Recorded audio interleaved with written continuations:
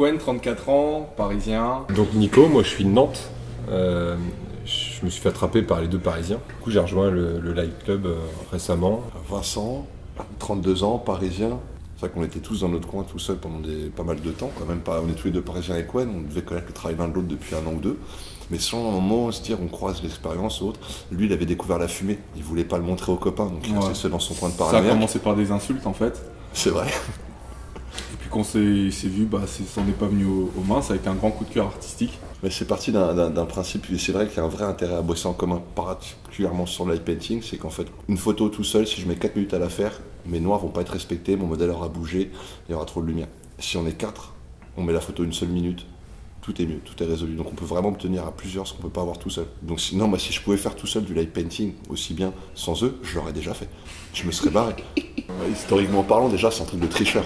C'était découvert il y a tout début de la photo, début 1900. On appelle ça les photographes spiritistes. Ils prenaient l'appareil photo, ils faisaient une exposition courte sur un visage. Ils allaient voir une tierce personne, dire mon appareil photo il est magique, il prend en photo les esprits.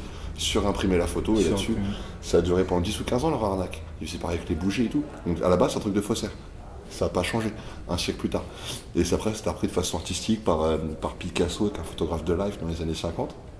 Ça n'a pas été du tout repris, comme tu dis, c'était que des beats et des choses comme ça. Donc, tout le monde avait essayé, tous les photographes qu'on rencontre nous disent j'ai déjà fait du light painting. Mais ils ne sont pas allés très loin. Ce qui a tout changé, c'est que depuis 4-5 ans, les réflexes numériques sont accessibles aux prolétaires comme nous. Ce qui fait que tous les gens qui aient du street art ou de la galère et tout, ils sont mis facilement parce que c'est un bon loisir. En fait, avant, on était très limité par les lumières depuis l'avènement de la LED. Tout ce qui est lumière froide et différentes technologies, on a tout un panel. Au début, on écrit un prénom, un cœur, une bite, mais en fait, quand on pousse la mise en scène un peu plus, il y a une vraie recherche photographique. Il y a de la scéno, il y a du cadrage, il y a un thème à respecter. Enfin, c'est un travail de photographe. C'est juste une technique, en fait. C'est juste une technique qui nous permet pas de faire de Photoshop, parce qu'en fait, on respecte pas ces gars-là. On est d'accord? Non, Photoshop.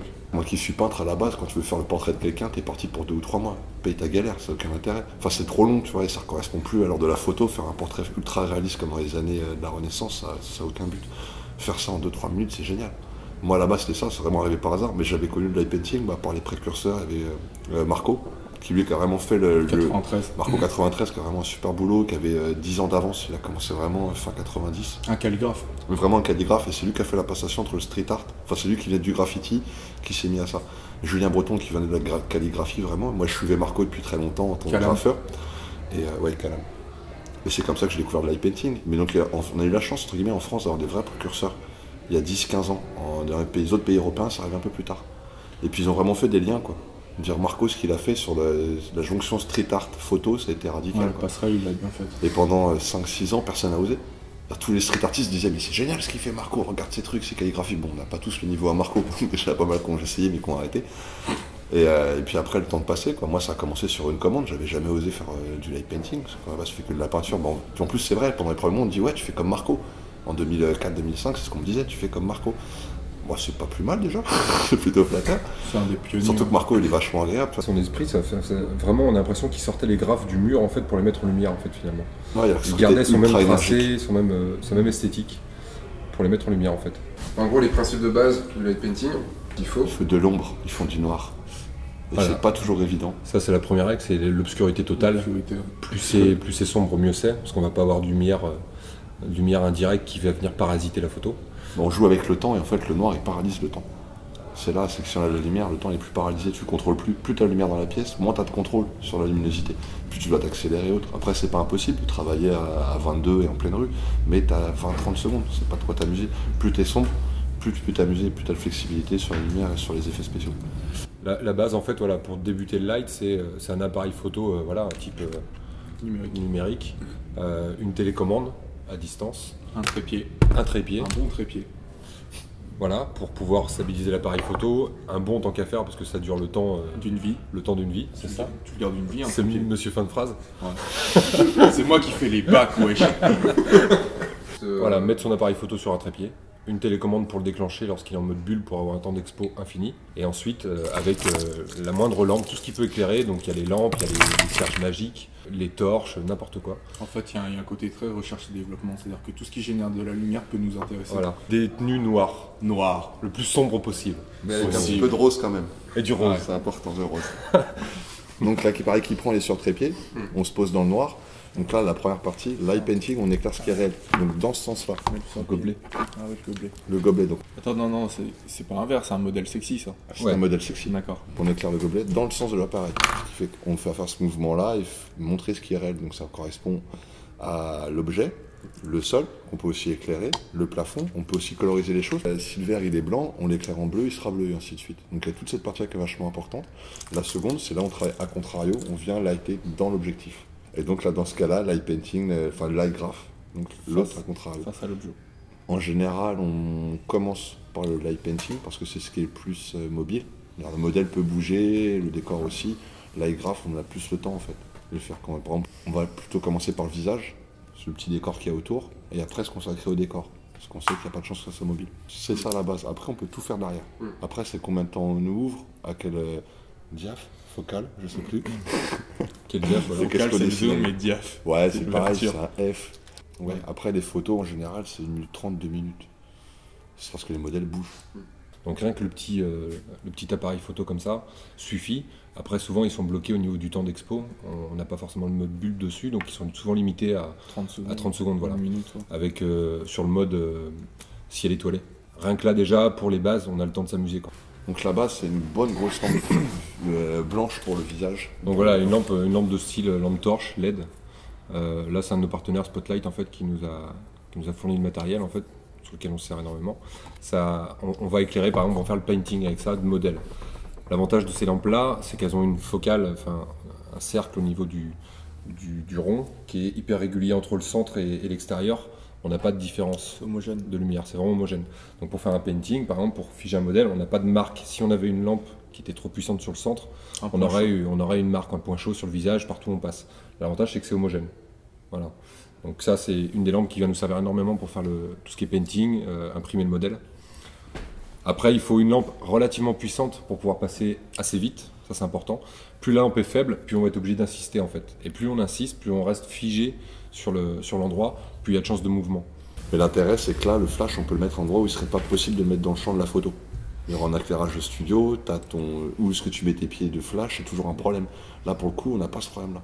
On met notre lumière, notre source de lumière où on veut. On n'a pas la limite on peut éclairer de là, alors qu'un flash ne pourrait pas y être. Donc des lumières qui ne sont pas naturelles. J'ai l'impression que les modèles ils sont éclairés de partout, de l'intérieur. Il n'y a pas de zone d'ombre en fait. Voilà. On peut supprimer toutes les zones d'ombre. Donc comme si on avait tout un ensemble de studios hyper coûteux, sauf qu'on se débrouille avec une lampe torche aussi. Et ça crée un modelé qui est différent du flash. Qui donne un effet plus cartoon, sur les plus... visages. Moi, souvent, je vois en presta, par exemple, tu as une fille qui est un peu ronde. Et ça se voit qu'elle n'est pas bien dans sa peau. Moi, j'adore ces filles-là, leur dire t'inquiète, tu vas être super belle. Et en fait, j'éclaire. Je mets pas je vais plutôt faire un truc bien focal, éclairer le centre du visage et pas éclairer en dessous le menton. Ce qui fait que la fille qui a un peu de double menton depuis qu'elle est jeune, elle redécouvre son visage sans ça. Parce que ça passe dans le noir et là, c'est éclairé. Pareil pour les grands nez. Dire moi qui ai un grand nez. Il a appris sur lui en fait. J'ai appris sur moi. Mais si t'éclaires, moi je sais qu'un grand nez, je vais éclairer davantage. Je vais m'arrêter. Dire sur mon timing, m'arrêter plus sur le nez, ça fait disparaître les arrêts. Donc faut pas insister sur les narines quoi. Faut pas insister sur les narines. Donc voilà, ça permet de gommer des défauts, des choses comme ça. La deuxième, après voilà, une lampe qui est hyper utile aussi, qu'on trouve facilement sur internet, c'est une multicolore. Donc elle nous permet de faire du painting aussi souvent, ou du graphe. Mais l'avantage c'est qu'elle a toutes les couleurs en fait directement sur la même lampe, ça évite d'avoir 36 lampes. On a une seule lampe qui utilise toutes les couleurs, on va pouvoir mettre des ambiances différentes avec des tons froids, des tons chauds, des choses comme ça. Hop. Et un switch. Voilà. On peut tout changer. Ensuite on va avoir tous les splitters, donc pareil qu'on peut aussi trouver en grande surface sur internet, etc. Moi je les ai là tunifiés un peu en y mettant des gélatines. Pour avoir toutes les couleurs possibles, là on va faire des petits tracés avec ça. On va pas faire de painting, c'est pas assez puissant, mais c'est vraiment pour faire des tracés en fait face à l'objectif. Écrire ce qu'on veut, etc. Ensuite les cierges magiques par exemple qui peuvent servir aussi. Ça fait de la lumière, voilà, on allume ça, on va dessiner avec ça. Des plus grosses lampes, toujours LED Lancers, c'est aussi un de nos partenaires qui fait des très bonnes lampes aussi. Et du coup avec des puissances vraiment plutôt très fortes pour éclairer des grandes zones, des bâtiments complets, etc. Donc ça très important aussi. Après on va voir les baladeuses, le joujou préféré de l'enfant. Oui. Donc les baladeuses, là qu'on a gélifié, du coup avec du scotch noir de chaque côté pour faire un trait plutôt plus fin. Voilà. Et après, on va utiliser ça sous forme de calligraphie, par exemple. Pour le graphe, on ne fait pas de painting avec ça. Vraiment face à l'objectif et on va faire des tracés. Voilà. Après, tout ce qui est les petites lampes, voilà, lampes tungstène, qui elles ont des couleurs beaucoup plus chaudes. Donc là, on peut éclairer aussi avec ça. Bon, après, c'est un éclairage très faible, donc là, ça va être plus compliqué parce qu'il peut y avoir des mouvements. Après, ce qui est compliqué à manier, c'est lorsqu'on a une lampe comme celle-ci, une lampe pleine puissance comme ça, en fait, sur la même photo. Parce que là, du coup, on va avoir un éclairage très souple ici, enfin très minimaliste, en fait, voilà, très léger. Et là, on va avoir vraiment un gros éclairage. Donc là, le réglage d'appareil photo est très important parce que voilà, faut pouvoir mixer les deux. Le néon flexible, donc ça, c'est notre partenaire aussi, qui nous a fourni tout ça. Là, l'avantage de ça, c'est qu'en le secouant, en fait, on va donner un effet de fumée. Donc toutes ces choses-là, en fait, c'est des choses qui se découvrent. C'est-à-dire qu'aujourd'hui, il n'y a pas de matériel. Voilà, il n'y a pas de matériel qui est dédié au light painting. Donc, faut bricoler, C'est beaucoup de récup en fait. Faut fouiller pas mal dans les poubelles. Faut encourager les gens à fouiller dans les poubelles. Ça, c'est un tube que j'ai trouvé dans la poubelle. Donc c'est un tube transparent. Tu mets ça au bout, un coup de gaffeur.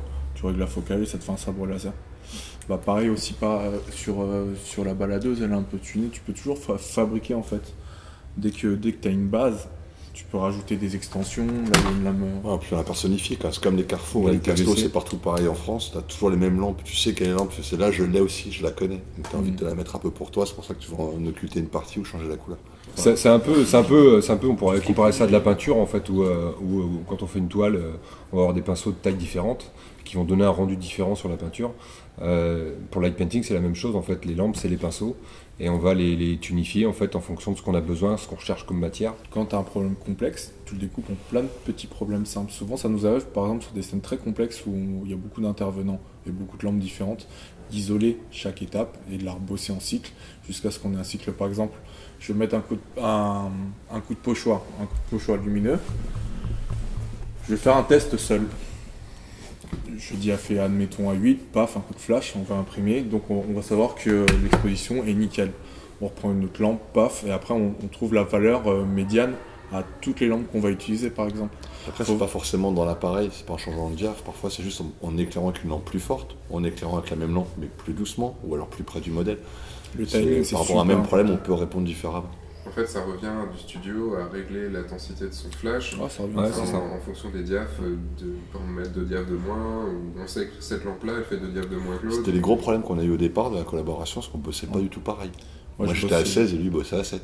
Ouais. Donc les lampes et les ciels, c'est pas la même dynamique en fait, parce que moi je suis un papier en fait, je vais doucement, moi c'est plus de la mise en scène et pour avoir par exemple les néons ça dégage pas énormément de lumière, donc moi je travaille très très sensible. Et si tu vas accélérer et avoir vraiment de l'explosion du dynamisme, il faut augmenter la puissance lumineuse. Et pour l'écriture, toujours écrire à l'envers. Et pour le dessin, pareil. Moi, après, c'est mon petit conseil, il ne faut pas dessiner en 2D. Il ne faut pas faire quelque chose de plat en pensant à l'objectif. Si tu dessines des ailes, il faut vraiment faire des ailes. Si tu dessines une cage, il faut dessiner la cage en entier. Il ne faut pas essayer de la résumer en 2D pour l'appareil. Il faut la faire en 3D directement autour du modèle.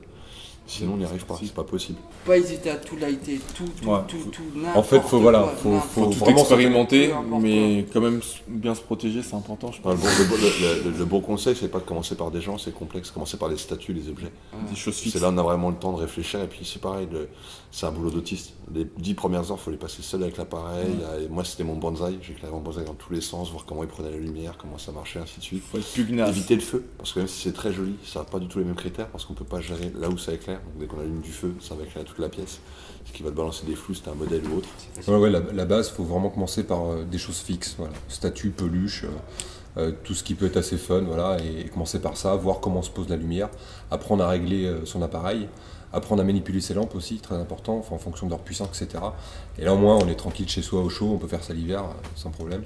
Et déjà, on a les premiers acquis. Après, c'est dans la continuité, c'est à force de pratiquer, en s'achetant de temps en temps, en récupérant des lampes et apprendre des nouveaux tracés, des choses comme ça. Il faut aller dans le simple, on commence par le noir et par le fixe, et puis plus ça va, plus on va dans les pièces un peu plus éclairées et avec des choses mobiles, des sujets mobiles. Et surtout, rester alerte et en éveil, être curieux en fait. Faut être bricoleur, faut expérimenter tout simplement. Quand on se balade dans les magasins, enfin n'importe quoi, faut y penser tout le temps. Des protèges cahiers, des protèges cahiers, ça peut être une source pour modifier une lumière. On peut faire un cône avec un protège-cahier et avoir un tracé qui peut être intéressant. Il y a plein de choses à découvrir comme ça.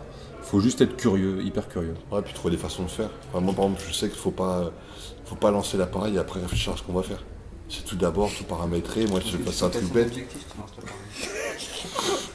Elle est très très bonne celle-là. J'ai pas entendu. Tu peux casser l'objectif si tu lances l'appareil. Non, mais je disais par rapport au conseil de savoir quoi faire avant parce que ça ralentit vraiment la photo. Le secret d'une bonne photo, il faut qu'elle soit réfléchie en amont et qu'elle soit courte dans sa vitesse d'exécution. Et c'est là où c'est important d'être plusieurs, de pouvoir se relayer très vite. Et après, c'est un truc tout bête. Moi, personnellement, je sais que quand je vais éclairer un modèle, en fonction de ce que je vais faire sur lui, c'est en mettant les lampes dans ma poche que je vais me dire, ok, je mets ma lampe là, je sais que j'ai ça à faire en blanc. Je prends ça, je sais que j'ai ça à faire en rouge. Après, le modèle est prêt, on est dans le noir, et là, je vide mes poches. Je mets la main dans la poche, j'ai celle-là, hop, ça me fait penser à qu'il y a ça. Il veut dire qu'il y a un côté très chorégraphique. Ouais. Il y a un enchaînement de tâches avec une chronologie bien particulière. Et une fois que tu es dans le noir, c'est pas à ce moment-là qu'il faut hésiter, quoi. C'est que tout doit être déjà bien rodé. Les routines, c'est ça, on se les fait des fois à blanc en pleine lumière. Et une fois qu'on s'est répété nos routines, toi tu te mets là, tu prends telle lampe, toi tu fais ça, toi tu fais ça, toi tu fais ça. Arrivé à un moment, c'est une chorégraphie, c'est comme un ballet. Les intervenants rentrent, tout le monde danse, voilà quoi. Et vous pouvez nous trouver sur Facebook en tapant Light Club Paris. On va lancer les workshops à travers toute la France. Voilà, on va lancer les inscriptions via notre page. Et après, on va faire des workshops limités à 10 personnes. Le but, c'est de faire ça sur 2 jours, le mieux. Où on va faire une première journée, on va expliquer le light painting, les bases. Non, bisutage avant. Ouais, aussi. Et la deuxième journée, on va mettre tout ça en pratique, en fait. Voilà. Super. Merci beaucoup. Merci. Merci. Et puis, à très bientôt pour un nouvel épisode. Une petite chose avant de vous quitter dans cet épisode sur le light painting. Un very big épisode est sorti jeudi dernier, donc toutes mes méthodes, ma méthode entière pour post-traiter un mariage, pour tout 3h20 de vidéo où je post-traite un mariage devant vous, où je vous explique toutes les techniques sur Lightroom, comment faire ça très vite, avoir un rendu qualitatif en vous prenant du plaisir. Allez-y, c'est que du bon. C'est que du bon. Aussi, samedi prochain, il reste 2 places pour le workshop à Nantes, un workshop portrait à Nantes. Envoyez-moi un message si vous voulez vous y inscrire. Je vous dis à la semaine prochaine. Entre-temps, faites des photos, amusez-vous et au revoir. Et la LED Lancer, en fait, c'est une P7 celle-ci. Elle a un faisceau réglable en fait. Donc elle est hyper... on peut s'en servir un peu partout.